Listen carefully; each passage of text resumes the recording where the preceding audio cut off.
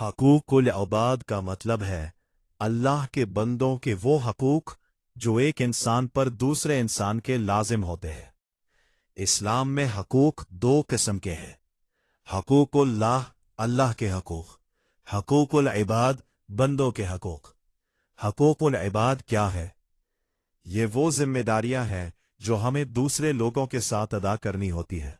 मसलन किसी पर जुल्म ना करना, किसी का हक ना मारना, किसी को धोखा ना देना, किसी की दिल आजारी ना करना, किसी की गैबत ना करना, किसी का माल नाजायज तरीके से ना लेना, वादा पूरा करना, वालिदैन, रिश्तेदारों और पड़ोसियों के हकूक अदा करना, जरूरतमंद की मदद करना। हकूकुल्लाह की माफी अल्लाह चाहे तो दे सकता है, लेकिन हकूकुल इबाद इस वक्त तक माफ नहीं होते जब तक वो शख्स खुद माफ ना करे जिसका हक मारा गया हो। कुरान मजीद में बार बार लोगों के साथ इंसाफ, रहम, अमानतदारी और भलाई का हुक्म दिया गया है। अल्लाह ताला फरमाता है कि वो जुल्म को पसंद नहीं करता, और जो शख्स दूसरों पर जुल्म करता है वो सिर्फ बंदों का ही नहीं बल्कि अल्लाह का भी नाफरमान होता है। रसूल अकरम सल्लल्लाहु अलैहि का जाहिर होता है।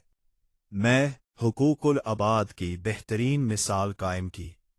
आप सल्लल्लाहु अलैहि ने कभी किसी को धोखा नहीं दिया, किसी का हक नहीं मारा, किसी को तकलीफ नहीं दी, बल्कि दुश्मनों के साथ भी अखलाक से पेश आए। हुकूकुल अबाद में वालिदैन के हुकूक सबसे अहम है।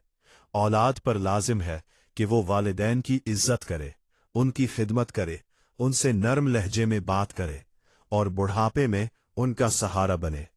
इसी तरह रिश्तेदारों के साथ हुस्ने सुलूक, पड़ोसियों के साथ अच्छा बर्ताव और ज़रूरतमंदों की मदद भी हुकूकुल अबाद में शामिल है। जब हुकूकुल अबाद में नाजायज तरीके से लेना, झूठ बोलना, गीबत करना, चुगली खाना, इल्जाम लगाना, मजाक उड़ाना या दिल आजारी करना सख्त गुनाह है, ये सिर्फ अखलाकी गलती नहीं बल्कि हुकूकुल अबाद की खिलाफ वर्जी है। अगर कोई शख्स किसी का हक मार ले तो सिर्फ तौबा काफी नहीं होती, बल्कि उस शख्स से माफी मांगना और हक वापस करना भी जरूरी है।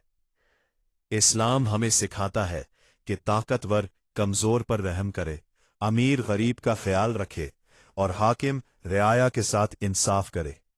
माशरा इसी वक्त मजबूत बनता है। अगर आपने अभी तक मेरे चैनल को सब्सक्राइब और लाइक नहीं किया है तो बेल आइकन दबाना न भूलें।